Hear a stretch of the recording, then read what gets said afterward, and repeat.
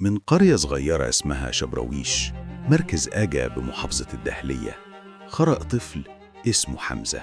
محدش كان يعرف إن الطفل ده هيكبر ويكتب اسمه بحروف من ذهب في تاريخ مصر، ويصبح إمبراطور الكولونيا.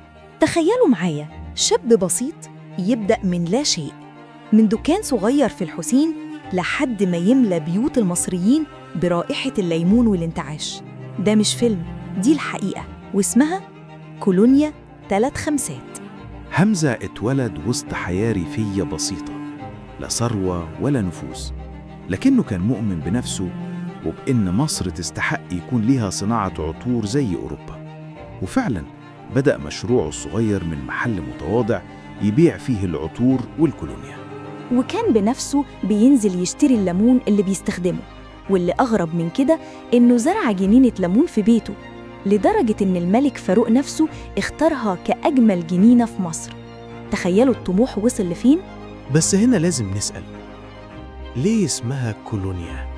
الاسم جاي من مدينة ألمانية اسمها كولون، العاصمة الأوروبية للعطور، ومن وقتها أي عطر منعش بقى اسمه كولونيا. وحمزة استخدم الاسم ده بذكاء ليربط صناعته المصرية بجودة عالمية. ومن هنا ظهر الاسم اللي عاش في وجدان المصريين، كولونيا 3 خمسات. مش مجرد عطر، لكن أسطورة. لكن القصة ما وقفتش عند الشبراويشي وبس. مع مرور الوقت انضم اسمه ليصبح الشعار التجاري اسمه والشبراويشي. اتحاد غريب لكنه صنع علامة تجارية خالدة في السوق المصري. 2 اسمين وحلم واحد.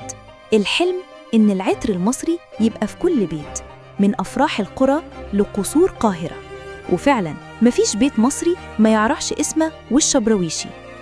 قصة حمزة الشبراويشي مش مجرد سيرة رجل أعمال، دي قصة تحدي وكفاح، قصة عطر مصري نافس الكبار، وقصة صارت رمز لزمن كامل. من قرية شبراويش لمصانع دار السلام، ومن دكان صغير لاسم بقى علامة خالدة اسمه والشبراويشي. كولونيا 3 خمسات، أسطورة حقيقية. ولما تشم ريحة الكولونيا دي افتكر إن وراها دموع، عرق، وحلم مصري اتكتب بجدارة. دي كانت حدوتة جديدة من بودكاست حواديت مصرية، حيث نصنع من الماضي أساطير تبقى في الذاكرة.